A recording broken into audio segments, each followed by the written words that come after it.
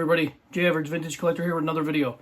So today, gonna do a little something a little bit different. Talk about league leaders, and if you read on the episode, it has a little asterisk at the end.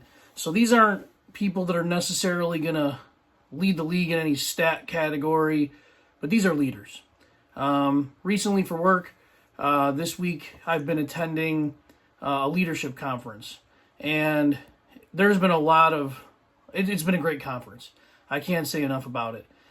Some of the topics that they covered were very heavy topics. You get home and you just kind of like, whew, you just kind of breathe out, and is that those kind of days. But then there were other days, just really interesting stuff and things that you don't necessarily think about with leaders. And at work, I'm in a leadership role, and at some point I'd like to move on to move up the chain a little bit, just like I think everyone does. And I consider myself a good leader, but I also think that with any good leaders, the reason you're a good leader is because you don't know it all, and there's always something new to learn.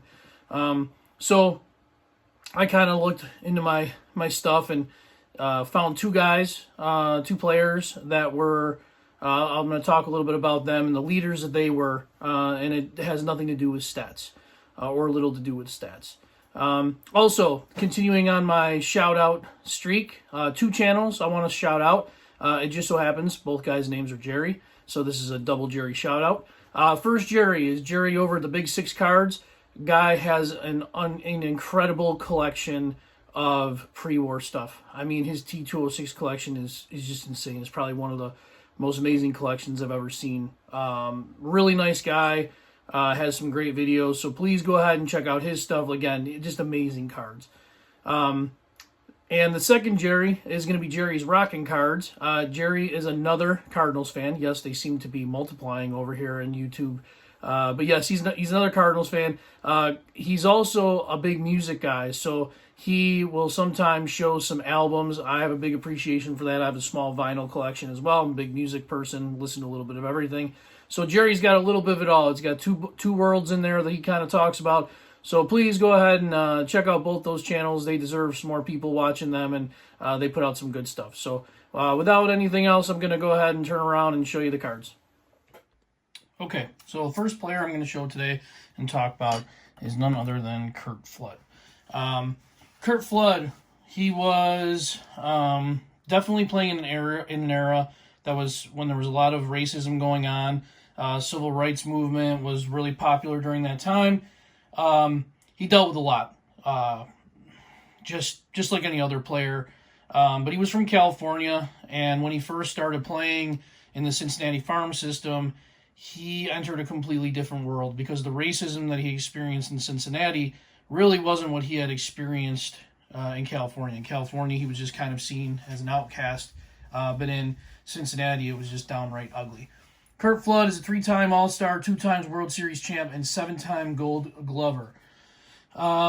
He not only was a ball player, but he was really into painting. He was a very talented painter. He was, again, experienced with a lot of racism, but he overcame it to a point where he was actually a co-captain on the Cardinals team. But the reason that I really bring Curt Flood up is that after doing some really good things in St. Louis, he ended up getting traded to Philadelphia, and he was not very fond of that trade. And there were some things that happened. So pretty much he got a raise just like any other player, but he didn't get a raise like a lot of the white players. And he requested that he get more money than, he thought he deserved more money, and he wanted more money. So it kind of soured the relationship a little bit. And as this went on, as he was trying to, work out something, he actually missed a public function that he was supposed to attend with other players of the team. The reason that he missed was because he was spiked the game before in the previous game, and they gave him a whole bunch of painkillers, and he was really hurting, so he missed it. Well, they fined him on top of it, trying to kind of make a point. At some point, Cardinals veterans started criticizing the front office for giving up on the team's chances to make a postseason. And the front office was telling manager Shane Dienst at the time to play rookies. So Curt Flood kind of got benched. A couple other veterans got benched. And no names really came out as to who was doing the grumbling. It just said the veterans on the team. But everyone kind of pointed the finger at Curt Flood. And it ended up not being Curt Flood that was grumbling about that. He was grumbling about the contract a little bit, but he was not criticizing the team for what they were doing as far as making the postseason. So getting back to the trade, he gets traded to Philadelphia.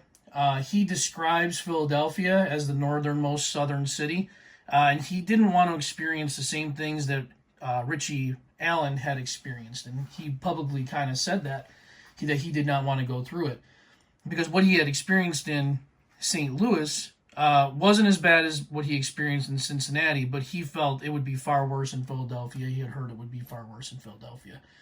So he didn't want to go there, but he didn't want to retire. And at this time in the game, there was what was known as the reserve clause.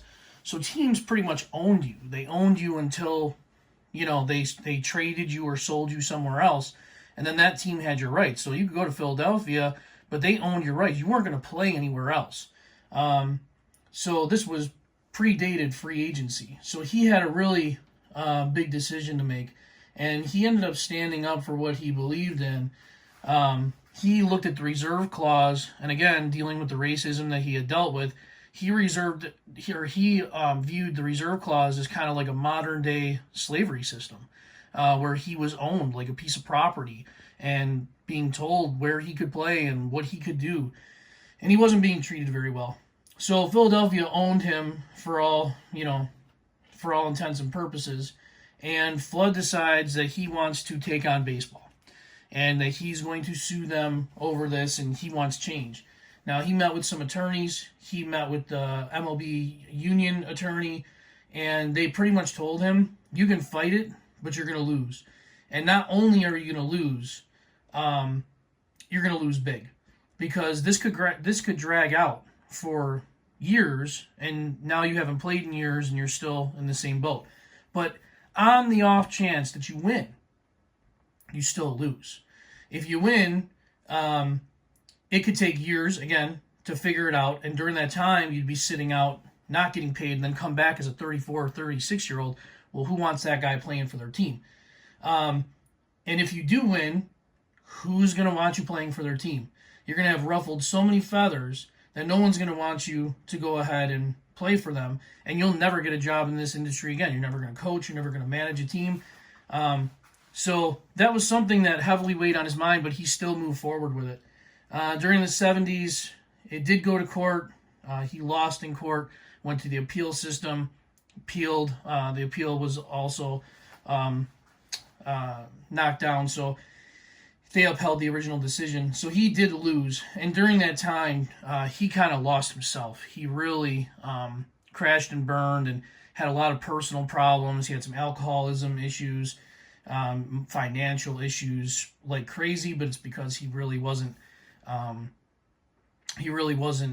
he had no income. So, however, even though he lost, baseball was forced to make some changes in the ways that they handled things.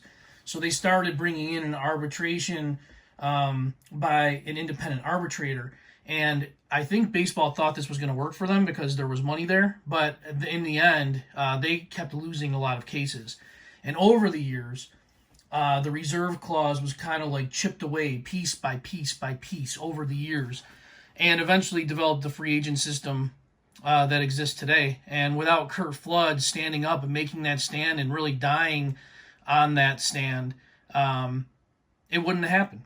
In 1998, after his death, Congress passed the Curt Flood Act, and it eliminated baseball's antitrust exemption in regard to labor issues. And in 1999, Curt Flood was named one of the most influential athletes of the past century. So in my mind, when I think of a leader, that's a leader. That's a leader that ignores the noise around them, sometimes meets it head on, and in this case, he did meet it head on, knowing what the sacrifice would mean. And I think that he wasn't appreciated for that until much later, and that's a shame because there should have been a lot of people backing him on this. And he was just kind of left on an island. So that's Curt Flood. Okay, second one is going to be Hank Bauer. Now, Hank Bauer, this is going to be a little bit different of a story. Hank Bauer, 3-time All-Star, 7-time World Series champ.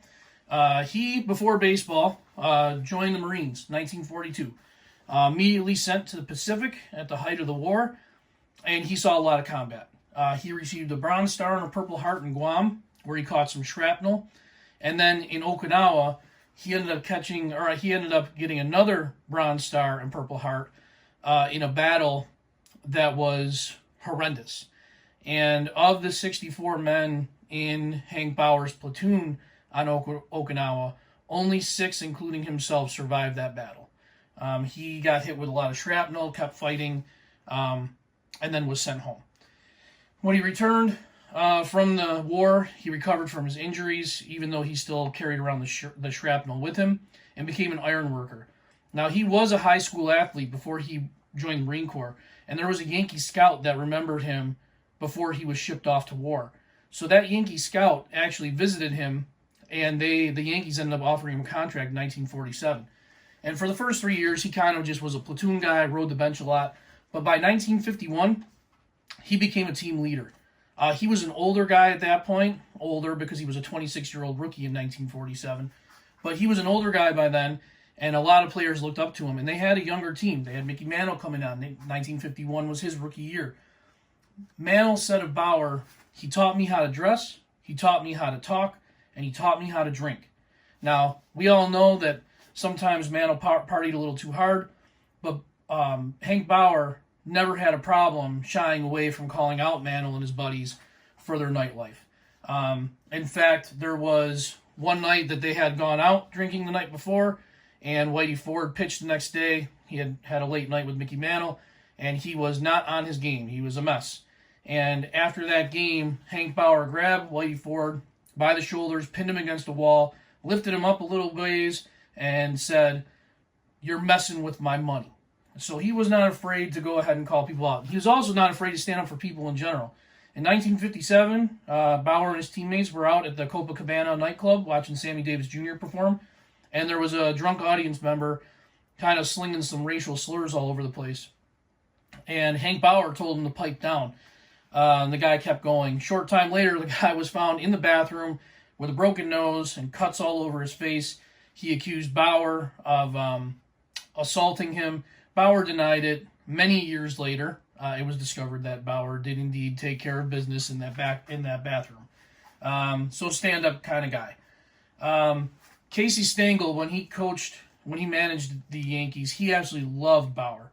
And he's said that he gave every ounce of energy for 9 straight innings. When Hank Bauer would get a walk issued to him, he would not jog down to first base. He would run it out. And he said he learned that from watching Enos Slaughter. This guy had an amazing work ethic, went the extra mile, and always just stood up for what he believed in. In 1959, he was traded to Kansas City for Roger Maris. He wasn't really thrilled. They weren't a great team at the time. He played for 2 years and then was immediately made the manager in 1961. Managed a few times in Kansas City and then managed in Baltimore. He didn't have a great managerial career, but his mantra for those teams that he did manage was play hard and don't embarrass yourself or the ball club. And that's great. I mean, that's as simple as that. It's as simple and easy as that. And that right there, that is how I grew up. That was the advice to me growing up, was just play hard and don't do anything to embarrass yourself or your ball club. And I kind of preached that to my kids as well. His quote, as far as his career, "I wasn't blessed with natural ability like a lot of ball players. I had to work like hell. I was blessed with a good arm and a good pair of legs. I could run. But for the other skills in baseball, I worked my butt off." And I think that describes a lot of people today, and in the humbleness and knowing that guy couldn't just step out there and know that he was going to play every day. He worked just as hard on the first day as he did on the last day. So those two guys, leaders in my book. This has gone a little bit longer than I wanted, but I hope you enjoy. If there's any other leaders out there that you all think of that come to mind, let me know in the comments. And I hope you all enjoyed. Just an average guy showing average cards. Thank you.